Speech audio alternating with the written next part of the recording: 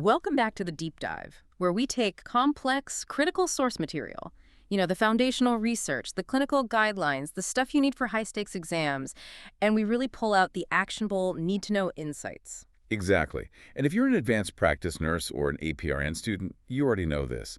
Pharmacology isn't just a course you take. No, not at all. It's the absolute bedrock of safe, effective, and, truly ethical patient care. That's it. Our listener today is really looking to get past just memorizing drug names. We're going deep into the mechanisms, true clinical application, high-stakes drug comparisons, and, this is the big one, the huge complexity of treating our most vulnerable patients. So our mission for you in this deep dive is really to help you gain that thorough, advanced understanding of drug action, interaction, and, the therapeutic effect. We want to show how these tiny sort of nuanced differences in how a drug works, the kind of thing you might just skim over, can lead to major, really consequential outcomes for your patient. Right. And to do that, we've pulled from some really high-level clinical resources. We're talking advanced nurse practitioner study guides, detailed reviews from journals like the Cleveland Clinic Journal of Medicine, and meta-analyses that really focus in on hypertension management. So we've broken this down into 4 parts. First, we're going to solidify the absolute essentials, the pharmacological basics. Then we're going to do a head-to-head comparison, hydrochlorothiazide versus chlorthalidone, and we'll get into why one might be way better for nighttime blood pressure. After that, we dive into the elderly, the really intricate challenges of prescribing for them, with 4 critical patient scenarios. And finally, we'll tackle the big one, polypharmacy and the often deadly risks of critical drug interactions. Okay, let's get into it. Let's do it. So let's start at the beginning. We always hear this term, advanced pharmacology. What really separates this from, basic pharmacology? It's more than just a longer list of drugs to memorize, right? Oh, absolutely. It's entirely about application and critical synthesis.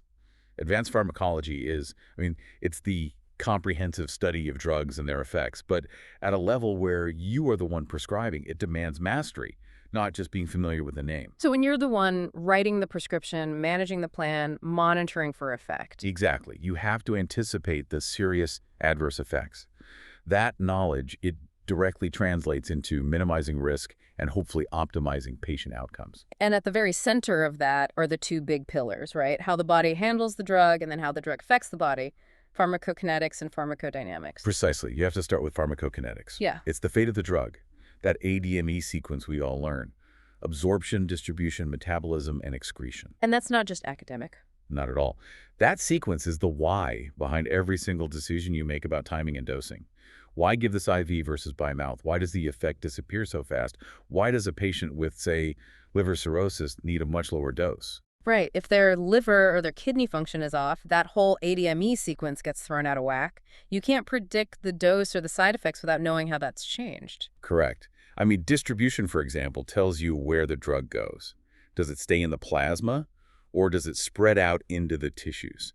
Does it create a kind of reservoir, which, we're going to talk about later with chlorthalidone? And metabolism is how it gets broken down. Excretion is how fast it leaves. Exactly. If you understand ADME, you understand why dosing schedules are what they are and why something like renal impairment just changes the entire game. Okay, so that's the body on the drug. Now the flip side, pharmacodynamics, the drug on the body. Yes. Pharmacodynamics explains the mechanism of action.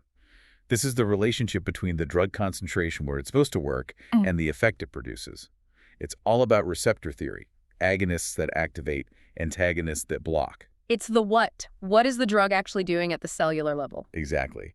It explains why a beta blocker slows the heart rate or why a diuretic makes you produce more urine. And connecting these 2 pillars is the one concept that really determines patient safety. The therapeutic index. The therapeutic index, or the therapeutic window, this is that critical margin of safety. It's the ratio between the toxic dose and the effective dose. And for you as an advanced practitioner, recognizing a narrow therapeutic window is, well, it's everything. We're talking about drugs like lithium, warfarin, digoxin. Those are the classic examples. A narrow window means the difference between helping the patient and causing serious, maybe even fatal, toxicity is tiny. It could be a tiny increase in dose or a small change in plasma level because of an interaction. So your clinical vigilance has to be on high alert. Has to be incredibly high. It's why constant, diligent monitoring for both effectiveness and adverse effects isn't just good practice. It's absolutely central to the APRN role. If you misjudge that index, you put the patient in immediate danger. And this kind of knowledge, it isn't tested with simple recall questions on an exam. It's applied. It's case studies where you have to think critically and anticipate the worst-case scenario. That's the real test of advanced practice. It's about recognizing the serious, specific adverse effects tied to a drug's mechanism, not just the common everyday side effects. Can you give us a classic example of that? Sure. Let's take metformin for type 2 diabetes. The APRN isn't just prescribing a common glucose-lowering drug. The real clinical challenge is connecting its mechanism, how it interferes with mitochondrial respiration, to the specific, severe complication that can cause. You have to see the failure mode coming. Exactly. For a patient on metformin, you must monitor closely for lactic acidosis. This is a severe, high-mortality complication. And the risk shoots up if the patient has other problems like renal impairment, heart failure, or dehydration. So monitoring for that means really drilling down on their creatinine and their GFR. Precisely. If that patient's renal function starts to decline, the drug builds up and the risk increases. So you have to counsel the patient on warning signs, if they get really sick, dehydrated, or if they're going to have a procedure with IV contrast dye that stresses the kidneys. So you have to tell them to stop the drug beforehand. You have to. Anticipating that specific consequence and being proactive with monitoring and patient education. That is the essence of advanced pharmacology practice. That's what prevents a catastrophe. That is a perfect setup for our next section, where we see those subtle pharmacokinetic differences play out in one of the most common diseases we treat. Let's get into it. Okay, let's do a clinical deep dive on hypertension. Thiazide diuretics are a cornerstone of treatment everywhere. But even though they have a shared mechanism, there are really crucial, sometimes conflicting differences between hydrochlorothiazide, or HCTZ, and the thiazide-like agent Chlorthalidone, CHT. These drugs have been around for decades, but the debate over which one is actually superior is still very much alive. HCTZ has, historically been the most prescribed diuretic in the U.S. It's in a lot of combination pills. But the big outcome trials, they used Chlorthalidone. That's the key. Big trials like ALL-HATE use CHT, which gives us much more solid long-term data for it. And that's led a lot of experts to kind of reevaluate their prescribing habits. Okay, so let's start with where they overlap. What's their shared mechanism of action? So pharmacologically, they work in the exact same place. Both have a sulfonamide group, which is a key chemical feature. Both inhibit an enzyme called carbonic anhydrase. But the really critical action is they both block the sodium chloride cotransporter. And that's in the distal convoluted tubule of the kidney. That's the spot. By blocking that transporter, you reduce the reabsorption of sodium and chloride, so more of it gets excreted. That's natriuresis and diuresis. And that's also what leads to the potassium loss, the hypokalemia? Exactly. Because you're delivering more sodium downstream to the collecting duct, you indirectly increase the secretion of potassium and hydrogen ions. That's a classic side effect. On the other hand, they both promote reabsorption of calcium, which is why they can be good for patients with kidney stones. Now, the sources mention something called a pleiotropic effect with CHT. What is that about? Yeah, this is a more complex area, but it suggests CHT might have some benefits beyond just getting rid of fluid. It seems to cause a more profound, sustained inhibition of that carbonic anhydrase enzyme than HCTZ does. And what does that do? Well, the theory is it could lead to changes in intracellular pH and cell volume, especially in smooth muscle cells. The hypothesized effect here is that it might inhibit platelet function, giving it a subtle antithrombotic benefit. It's one of the theories for why CHT might do better in long-term cardiovascular outcomes. Okay, interesting. But let's pivot to the most dramatic difference, which is just pure pharmacokinetics. Why on earth does chlorthalidone last so much longer? This is a perfect example of how ADME, specifically distribution of metabolism, dictates how a drug is used clinically. HCTZ has a relatively short duration of action, maybe 6 to 12 hours. Its half-life is around 10 to 12 hours. So even though it's often prescribed once a day, its effect might not be sustained for the full 24 hours in everyone. You can get that end-of-dose hypertension. And CHT's profile is it's shockingly prolonged. Its duration of action is 48 to 72 hours, and its half-life can be anywhere from 40 up to 89 hours. Wow, that's a massive difference. What's the pharmacokinetic trick that lets it stick around for so long? It all comes down to its unique distribution profile. And there's a very high volume of distribution. CHT is highly lipophilic, and it gets actively taken up into red blood cells. And once it's inside the RBCs, It binds really tightly but reversibly to carbonic anhydrous. So it's essentially hiding out in the red blood cells. It's sequestered outside of the plasma, effectively creating a slowly releasing drug reservoir. So it's not being metabolized or excreted because it's not in the main circulation to be filtered by the kidneys. Exactly. This sequestering action means CHT maintains really stable trough concentrations over 24 hours. Instead of the plasma level dipping down before the next dose, like with HCTZ, CHT's levels stay therapeutic. That ensures continuous blood pressure control. You know, that long duration has to be a huge advantage when it comes to compliance. It is a massive advantage. I mean, for patients who struggle with adherence, and let's be honest, that's a huge number of them, that long half-life means a missed dose is much less likely to cause a dangerous rebound hypertensive spike. It's a much bigger safety net. Okay, so besides duration, let's talk potency. If an APRN is switching a patient from one to the other, what's the rule for equivalence? The data is really consistent here. CHT is more potent than HCTZ at lowering blood pressure.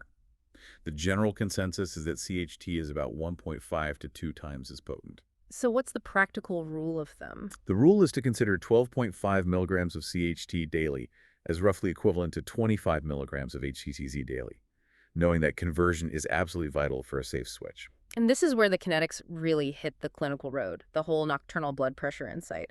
This seems to be the biggest argument for CHT. It really is the game changer. We know that hypertension is linked to cardiovascular risk, especially if your blood pressure doesn't dip properly at night. That drug reservoir effect we just talked about directly translates into superior nighttime control. What's the specific data on that? There was one really rigorous study that used 24-hour ambulatory monitoring. They compared CHT 25 milligrams a day against HCTZ 50 milligrams a day. So remember, the HCTZ was at twice the equivalent dose. Okay, and what did they find? Both groups saw a drop in their overall systolic BP, but the difference at night was profound. How profound? CHT delivered a reduction in nighttime systolic blood pressure of 13.5 millimeters of mercury.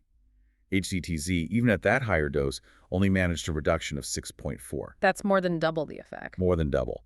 That sustained coverage throughout the night is so critical because a lot of serious cardiovascular events, like sudden cardiac death, tend to spike in those early morning hours. That one fact alone seems like it should heavily influence prescribing. But there have to be trade-offs. What about adverse effects and long-term outcomes? There are definitely trade-offs. Both drugs cause electrolyte problems, mainly hypokalemia, which was seen in about 6 to 8% of patients in the big CHT trials. They also both carry risks for hyponatremia, hyperuricemia, so precipitating gout, and metabolic alkalosis. So is chlorthalidone considered dirtier? Does it cause more metabolic problems because it's more potent? The observational data suggests it might. Some studies indicate that those metabolic side effects, specifically low potassium and high uric acid, might be more common with chlorthalidone than with HCTZ. So if you choose CHT for its potency and duration. You have to commit to vigilant, periodic monitoring of that patient's potassium and uric acid. That's sort of the price you pay for the higher efficacy. Okay, so the ultimate question. Which one is demonstrably better at preventing a heart attack or a stroke long-term? And this is the definitive clinical debate. Yeah. And honestly, it's frustrating because the data is still inconclusive.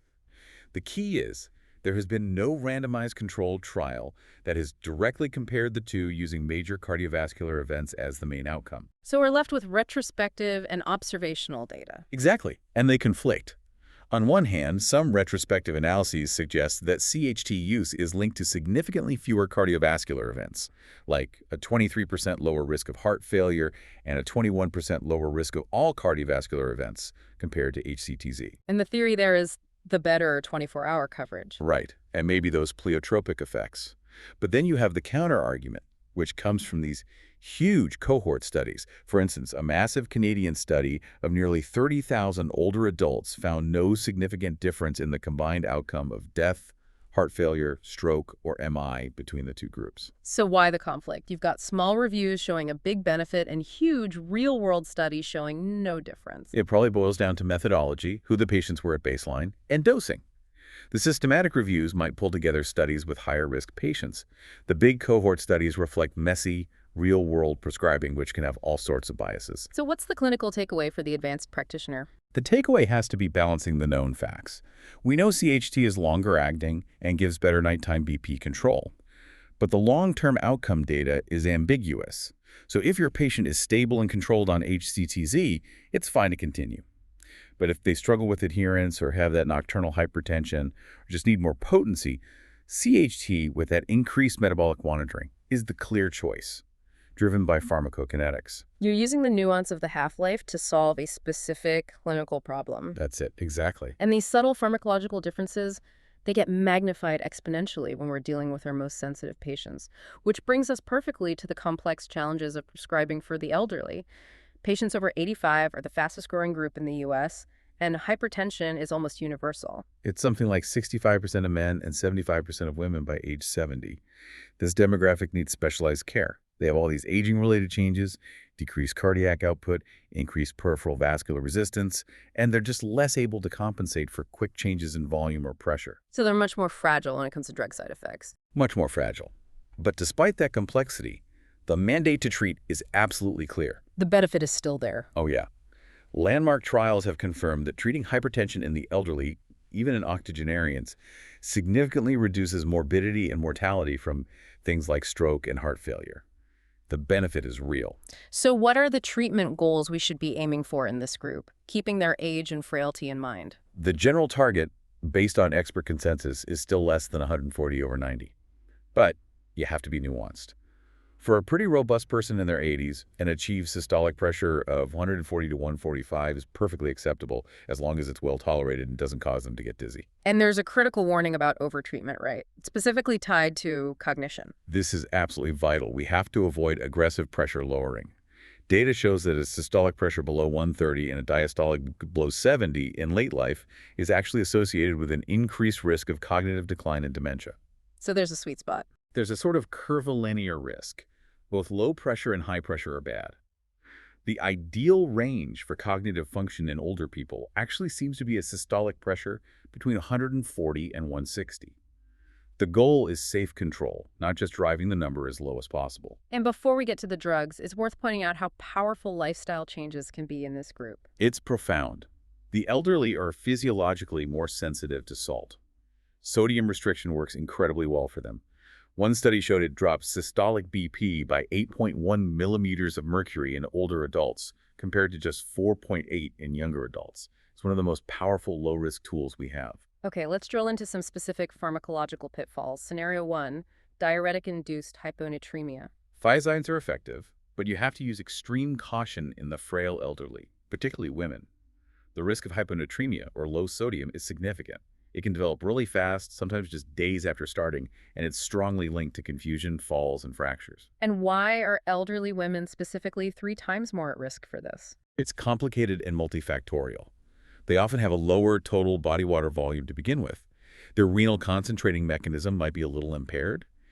And then the thiazides themselves decrease the glomerular filtration rate. And their long half-life means the drug's effect is sustained, intensifying that electrolyte imbalance. How does that compare to loop diuretics? Loop diuretics like furosemide act higher up in the kidney, in the loop of Henle. They cause a more dramatic diuresis and potassium loss, but they don't affect water reabsorption in the same way, and crucially, they have a much shorter half-life. So while they still have risks, they're generally less implicated in chronic, severe hyponatremia than thiazides are in the elderly. So the takeaway is you have to monitor sodium very closely. Mandatory. Especially in the first few weeks and after any dose change. Okay, scenario 2. Managing that peripheral edema from calcium channel blockers. That ankle swelling is a huge reason people stop taking their meds. It is the single most common reason for discontinuing drugs like amlodipine. It's a dose-related side effect that happens because of a very specific hemodynamic imbalance. These CCBs cause profound arteriolar dilation. They relax the artery leading into the capillary bed. So you're basically pushing blood into the capillaries faster than the veins can drain it away. Precisely. That arterial dilation massively increases the intracapillary hydrostatic pressure. Fluid gets forced out of the capillary into the surrounding tissue, and you get that swelling in the ankles and feet. And the first instinct is often to add a diuretic, but that frequently fails. Why? Because a diuretic reduces your overall body volume, but it doesn't solve the localized pressure problem that the CCB is causing in the arterioles. The solution requires balancing the pressure by dealing with the venous side of things. So the pharmacological fix is actually kind of counterintuitive? The effective fix is to co-administer a drug that causes venodilation. That means adding an ACE inhibitor or an ARB. These drugs cause dilation in both the arterial and the venous system, which lowers that high intracapillary pressure and physically reduces the fluid leakage. Is one better than the other for this, an ACE inhibitor or an ARB?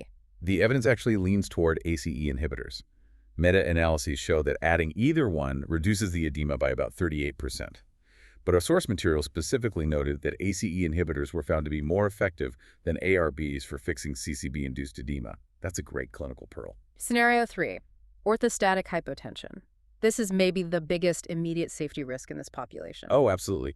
OCAID is defined as that drop of 20 points systolic or 10 points diastolic when a patient stands up.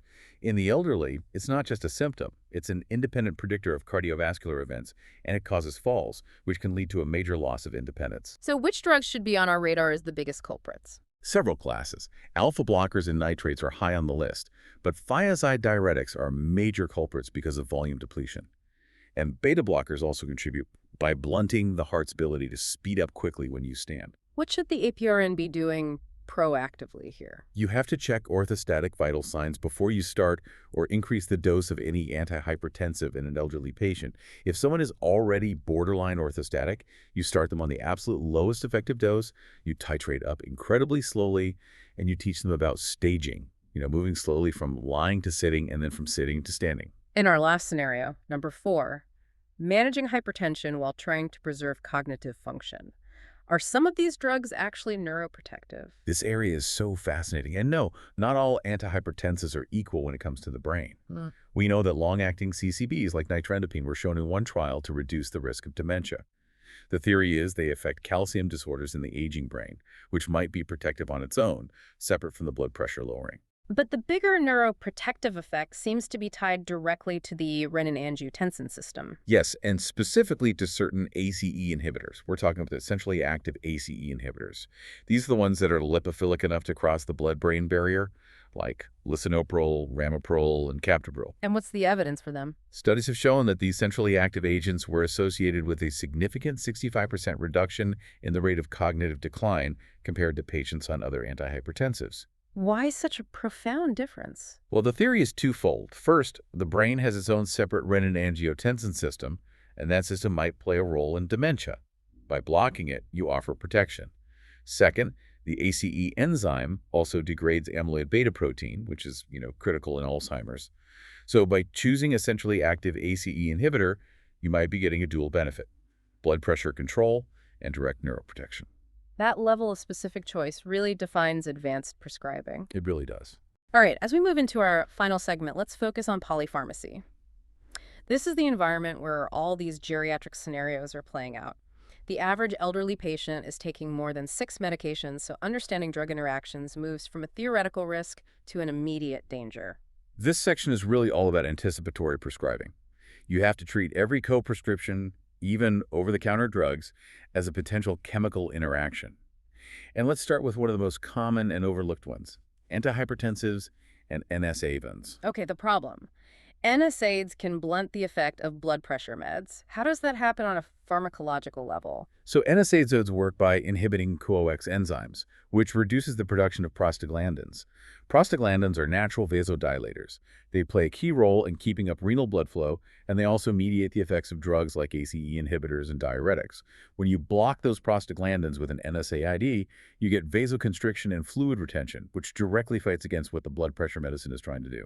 Is this effect the same across all antihypertensive classes? No, absolutely not. And knowing the difference is critical. One specific trial looked at this, and they found that the ACE inhibitor thiazide combo, specifically lisinopril HCTZ, was really susceptible. NSAIDs like ibuprofen raised the systolic blood pressure by a pretty significant 7.7 to 9.9 millimeters of mercury. Wow, that's almost a 10-point rise just from an over-the-counter painkiller. It's enough to take a patient from control to uncontrolled. But the trial also found that the amlodipine group, a calcium channel blocker, was barely affected. They only saw a 1.1% to 1.6% rise in BP. That's fascinating. Why are CCBs so much less susceptible to this? It's because their mechanism is completely independent of the prostaglandin system. They work by blocking L-type calcium channels, directly stopping smooth muscle contraction. Since NSAIDs mess with the RAS and diuretic systems through prostaglandins, the CCB's direct action is pretty much untouched. And there was one other piece of good news from that study, a common alternative for pain. Yes. The study confirmed that acetaminophen, or paracetamol, was found to be almost inert in this interaction. It had little to no effect on blood pressure control. So the clinical takeaway is clear. If your hypertensive patient needs chronic pain relief, advising them to use acetaminophen over ibuprofen is a simple, actionable safety measure. Okay, let's move to interaction number 2. This involves diuretics and the risk of life-threatening arrhythmias. The foundational problem here is diuretic-induced hypokalemia, or low potassium. Potassium is critical for stabilizing the heart's electrical membrane. Low potassium levels make the heart prone to dangerous ventricular arrhythmias, especially torsades de pointe. And that risk gets magnified when you co-administer other drugs. Drastically magnified, especially when you give them with antiarrhythmic drugs that also prolong the QT interval on their own, like dofetilide or sotalol. And there's a specific dangerous pharmacokinetic interaction with HCTZ. Exactly. ACTZ specifically inhibits the renal tubular secretion of dofetilide. This means the plasma concentrations of dofetilide go way up. Higher dofetilide levels mean more QT prolongation, and when you combine that with the low potassium from the diuretic, the risk of a fatal arrhythmia is just dramatically compounded. We also can't forget about digoxin in this conversation. Right. Digoxin toxicity is also profoundly enhanced when potassium is low.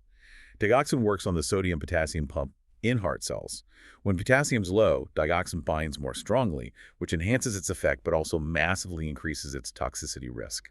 For patients on both digoxin and a diuretic, you have to be constantly monitoring and replenishing their potassium. Okay, let's tackle interaction 3. Lithium toxicity. This is a huge concern because lithium has one of the narrowest therapeutic windows out there. It's a relentless concern, especially in the elderly where their fluid status can change so quickly. The basic mechanism is that the kidney can't always tell the difference between a lithium ion and a sodium ion. So how do NSAIDs play into this? Most NSAIDs pose a moderate risk.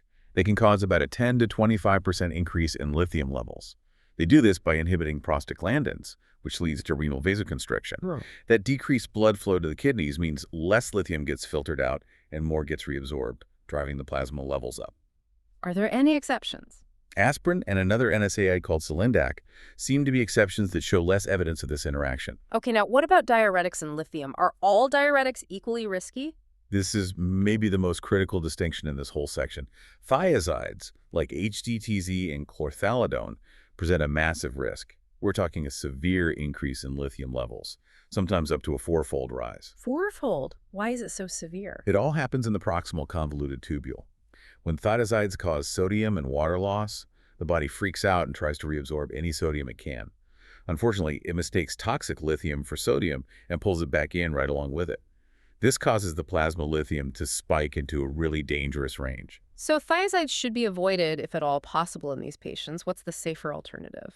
Loop diuretics, like furosemide, are considered much safer. They primarily work in the loop of Henle, where lithium reabsorption is minimal. So loop diuretics usually cause only a very slight change or no change at all in lithium levels. And if you absolutely have to use a diuretic with lithium, If it's unavoidable, you have to use the absolute minimum effective dose of the diuretic, monitor lithium levels incredibly closely, maybe even weekly at first, and you have to proactively plan to reduce the lithium dose by 20 to 50% to stay in that safe window. okay, for our final point, let's address a really common and nerve-wracking clinical headache, the sulfa allergy. Diuretics like HCTZ and furosemide have sulfonamide groups. How do we advise an APRN who wants to prescribe one to a patient with a known sulfa antibiotic allergy? This is a classic case of chemistry versus clinical epidemiology, and the evidence is conflicting. From a purely chemical standpoint, sulfonamide antibiotics have a specific aromatic amine group that's responsible for those dangerous hypersensitivity reactions. And the diuretics don't have that group. They don't. The diuretics and other non-antibiotic sulfonamides lack this crucial amine group. So, based on the chemistry alone, the risk of a life-threatening cross-reaction should be very low. But the large-scale population data tells a slightly different story. It does. While smaller, more focused studies suggest very little risk, a large retrospective cohort study did find an association. They found that patients with a documented sulfa antibiotic allergy had an increased odds ratio, about 2.8, of having a subsequent reaction to a non-antibiotic sulfonamide diuretic. So why does the population data seem to contradict the chemistry? It's likely a mix of factors. There could be some other kind of immunological cross-reactivity we don't fully understand, or it could be something as simple as detection bias. Patients with any known allergy are just more likely to report a reaction to any new drug. The bottom line, though, is that the severe, life-threatening anaphylactic reactions you see with sulfa antibiotics are exceptionally rare with thiazides or loop diuretics. So clinical prudence has to be the guide. Absolutely. The advanced practitioner has to be aware of the conflicting evidence.